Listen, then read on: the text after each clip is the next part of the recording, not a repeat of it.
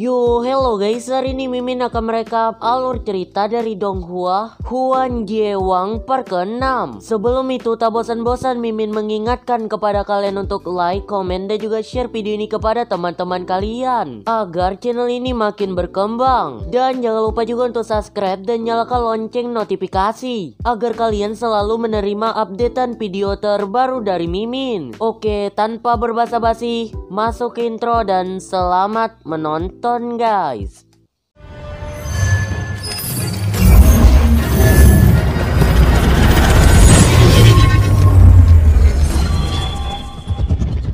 Di sini dapat terlihat berbagai macam kericuhan yang dibuat oleh kakak senior kepada murid baru Akademi Tianwu. Yang dimana dapat kita ketahui gerombolan kakak senior nakal ini berasal dari klan warna murni. Dapat terlihat pula pemandangan yang tak terduga dikarenakan seluruhan Shinigami pada part sebelumnya juga berasal dari klan warna murni. Alhasil Yantian yang masih mendendam perihal kejadian sebelumnya menanyakan apa hajat Bai Gui and partner menghampirinya. Dengan nada yang jelas si cewek menjawab bahwa ia akan mengajari Yantian bagaimana cara menggunakan senjata Yodomon yang baik dan benar. Namun dengan spontan Yantian menolak hal tersebut. Dan alhasil karena Yantian yang tak mempan dengan cara yang halus, dengan kasar Bai Gui pun menggertak Yantian untuk menyerahkan senjata Yodomonnya. Karena Yantian mengetahui kemampuan batasnya pada saat ini, alhasil dengan wajah yang tak rela Yantian menyerahkan senjata Yodomonnya kepada Bai Gui. Sementara itu dapat terlihat Bai Lang dan Robin yang dapat mengalahkan gerombolan penjara tersebut dengan sangat mudah.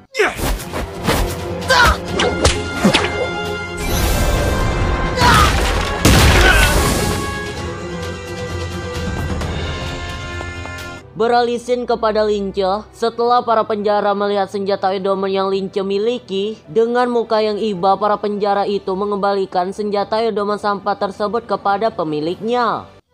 学弟，收着吧，兴许能防身。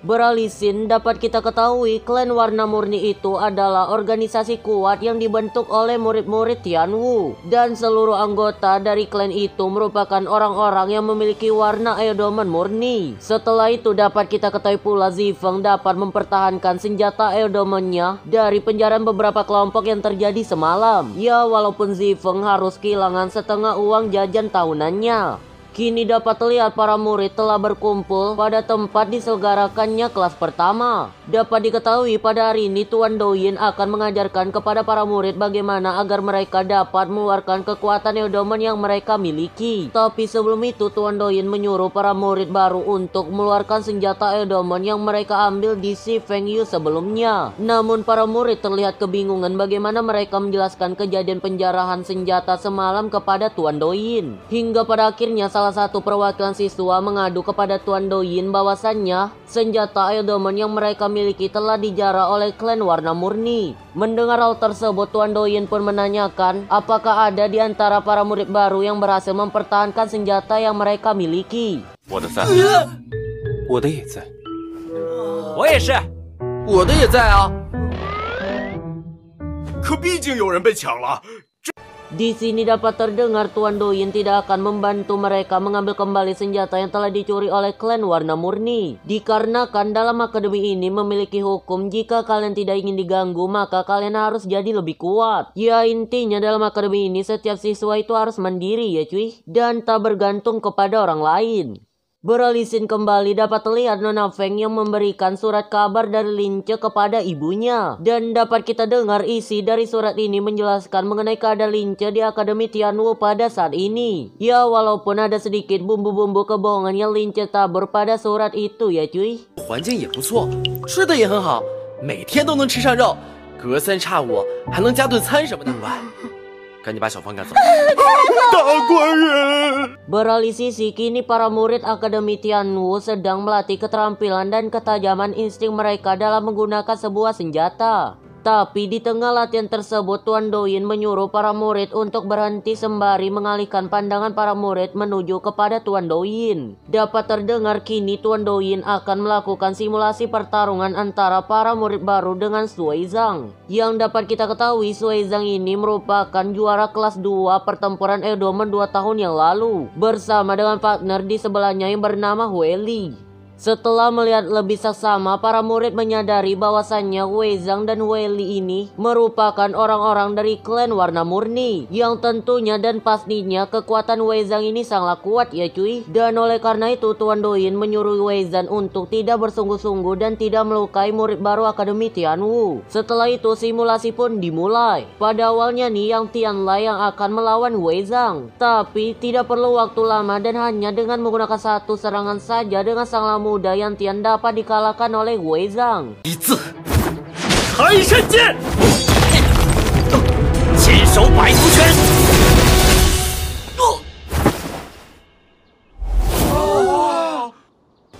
Setelah itu Wei Zhang meminta kepada Tuan Douyin agar ialah sendiri yang akan memilih lawannya. Ketika permintaan Wei Zhang itu dituruti oleh Tuan Douyin, Wei Zhang langsung menyuruh Bai Lang dan Robin untuk maju melawannya. Yang hal ini dikarenakan Wei Zhang ingin membalaskan dendam dari bawahan-bawahannya yang telah digebuki oleh Bai Lang dan Robin di scene sebelumnya. Setelah Robin dan Bai Lang menyetujui simulasi pertarungan itu, maka pertarungan epik pun tak terelakkan.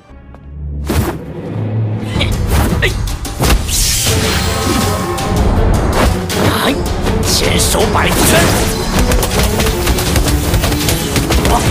Dengan kecepatan ultrasonik yang Bai Lang miliki, diselingi dengan mutan akar belukar rambat yang Robin miliki, pada awalnya nih combo wombo Bai Lang dan Robin dapat mengimbangi kekuatan dari Wei Zhang hingga berhasil membuat pipi Wei Zhang terluka.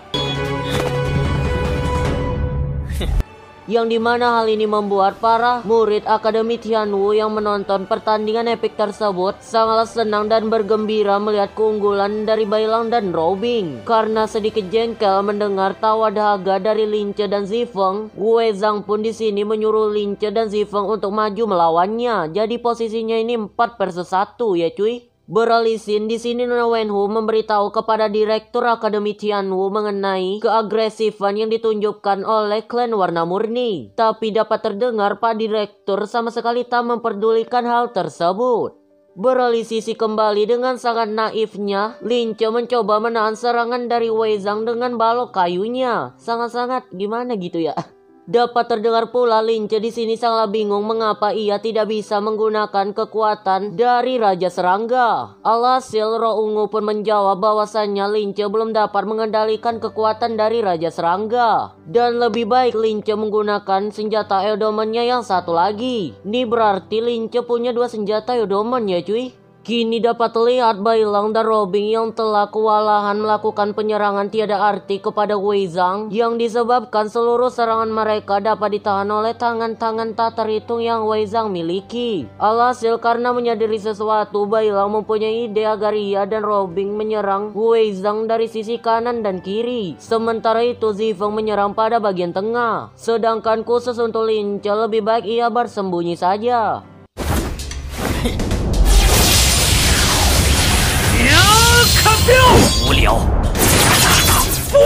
Tapi tak terduga nih Lin Che melakukan serangan pada bagian tak terlihat Wei Zhang. Sembari ia mengeluarkan senjata Eodomen keduanya yang berupa sebuah vacuum cleaner.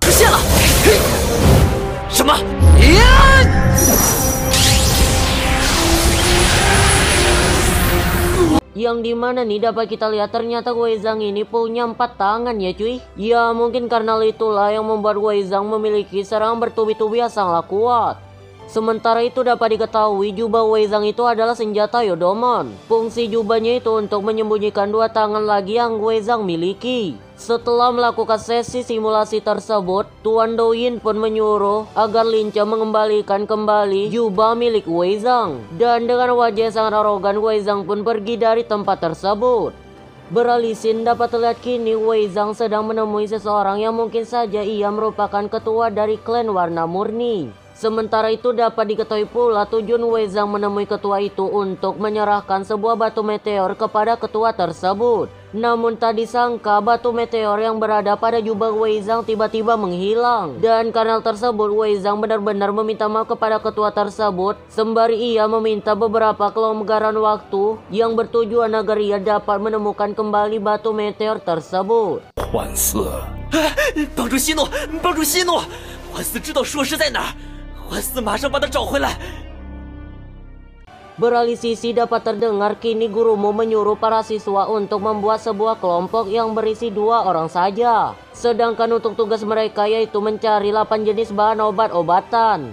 按采集样数评分，大家按队列从左至右2两分组，开始行动吧。 Awalnya nih Lince mau satu kelompok dengan Zifeng, tapi sangat disayangkan Zifeng telah berada pada kelompok lain. Alhasil dikarenakan Lince yang tak memiliki teman sekelompok, dengan sangat terpaksa Lince kini harus satu kelompok dengan Robin. Di sini dapat terlihat dikarenakan Lince yang sangat cerewet dan Robin sudah tidak tahan lagi. Robin pun memiliki ide cemerlang yaitu ia dan Lince harus berbagi tugas, yakni Lince mengumpulkan 4 jenis tanaman obat, kemudian sebaliknya. 我不想你知道。要不是因为咱俩是一组的，我才懒得管你呢。一共8种草药，你前4种，我后4种，分头找吧，别拖我后腿。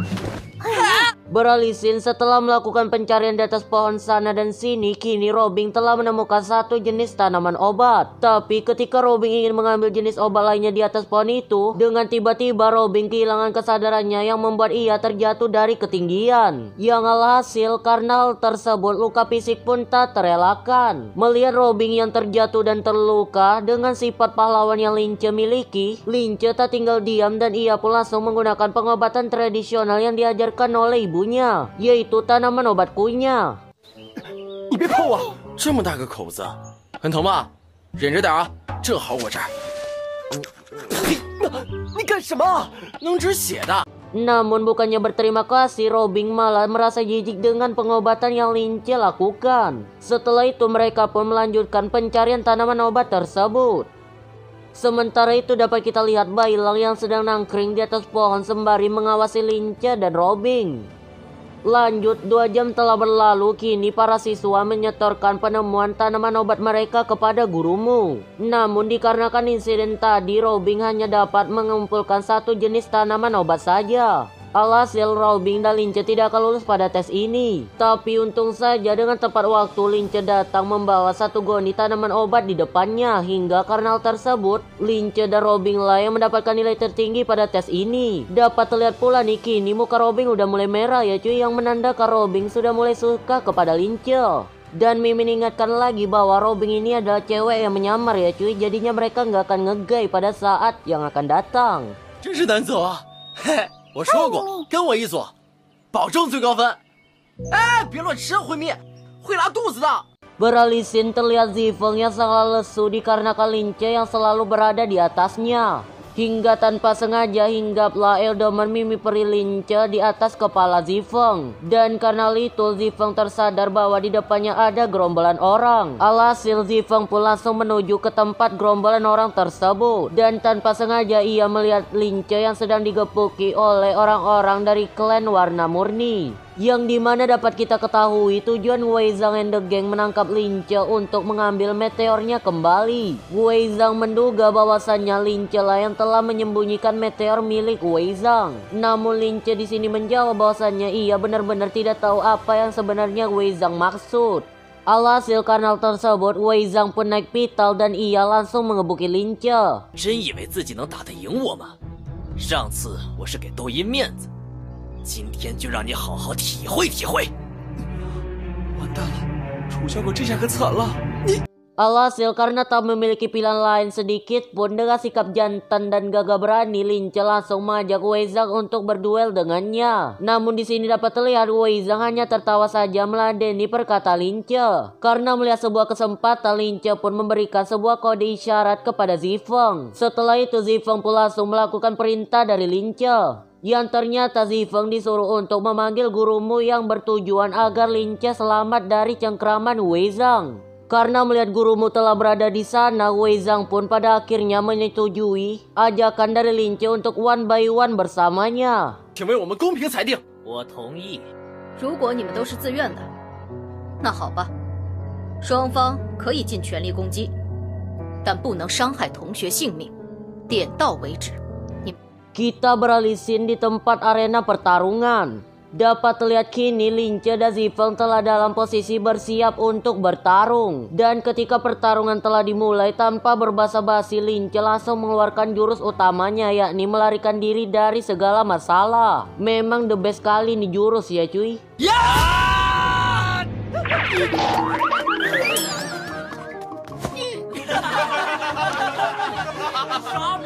Tak sampai di situ, ketika Sui Zhang mengerahkan serangan bertubi-tubinya, Lince masih dapat menghindari serangan tersebut.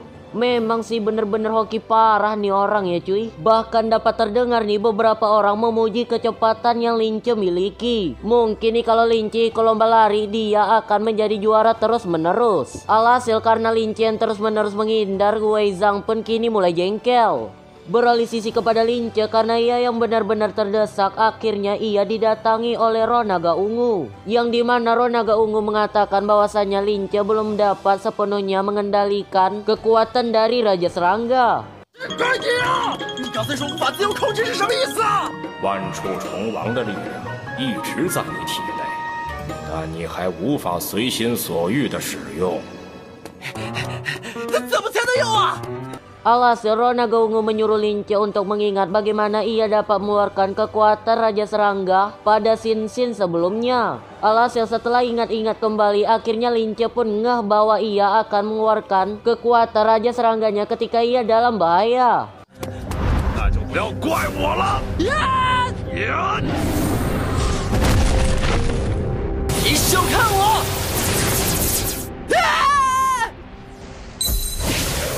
Dan karena itulah Roh Naga Ungu memerintahkan Lince untuk tidak takut kepada serangan-serangan yang dilepaskan oleh Wei Zhang. Hingga pada akhirnya tebakan Lince itu benar dan sekarang kristal Raja Serangga aktif kembali. Dapat terlihat bak seorang yang mahir dalam ilmu Tai Chi, Lince dapat menahan serangan-serangan dari Wei Zhang dengan sangat elegan dan terkoordinasi.